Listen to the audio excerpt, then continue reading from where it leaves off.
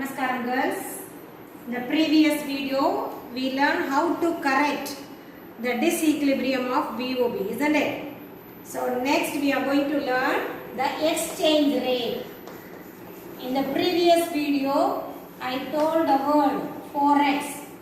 What is the meaning for forex? I told forex, foreign exchange. So in this video we are going to learn about the exchange rate. What is the meaning for foreign exchange? Forex refers to foreign currencies. Forex refers to foreign currencies. And then the mechanism through the payments are effected between two countries having the different currency system is called forex currency. That means the two countries which are trade between, they are doing with their home currency is called foreign currency. What are all the things happens while we are doing trade? Receipts, payments, isn't it? All the things happens while the trades comes, and it covers the method of payments, rules and regulation of payment, and the institution that are facilitating the payments. Definition of forex. What is the definition? Definition of forex. Forex means foreign exchange. Definition of forex. It is a system or the process of converting one national currency into other. That is, one nation's currency converting into another nation. For example, if the Indian currency is converted into US dollar, that is called forex, foreign exchange, and of transferring money from one country to another country. So Indian rupee for US dollar. So exchanging the currency of one nation into another nation is called forex, foreign exchange. What is the meaning for rate of exchange? We have studied what is foreign exchange. Rate of exchange. So the rate of exchange determines how one country's currency is valued. The value of one country's currency into another country's currency. Value to another country's currency. So while we are talking about the value of the currency, it is called rate of exchange. That is, the transaction in the exchange market carried out the exchange rate. The external value of the domestic currency is called rate of exchange. So we can say that the exchange rate may be redefined as the price paid in the home currency for a unit of foreign currency. So 1 unit of foreign money is to so many units of the domestic currency. For example, 1 US dollar, that is equal to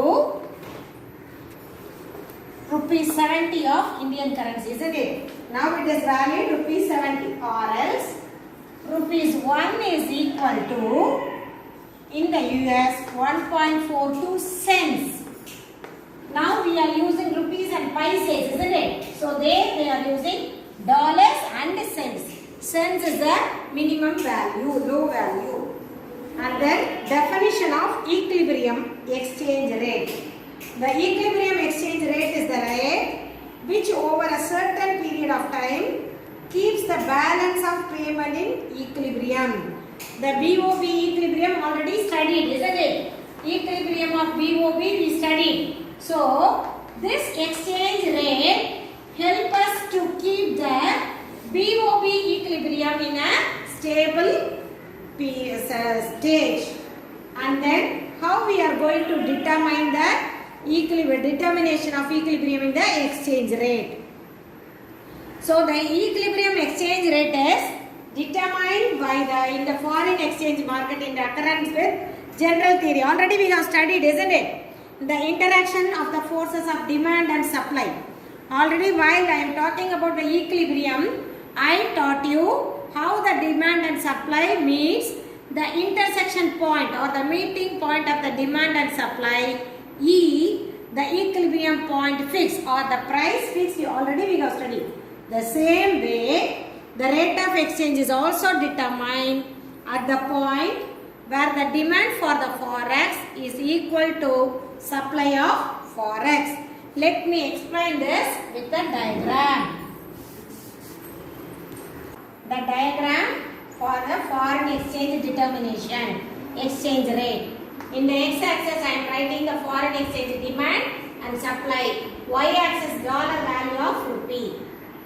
This is an exceptional demand curve. What do you mean by exceptional demand curve? Usually the demand curve downward sloping from left to right. But here the exceptional demand curve is upward sloping. What does it mean? If the demand for the foreign exchange increases, the dollar value of the rupee also increase. So this is an exceptional demand curve. This is supply curve. The meeting point of the demand and supply fix the equilibrium point. Now, for the value, dollar value of rupee is reduced, what would happen? There will be an excess supply of the foreign currency. The foreign currency will be excess supply. If the demand has been increased, then there will be excess demand.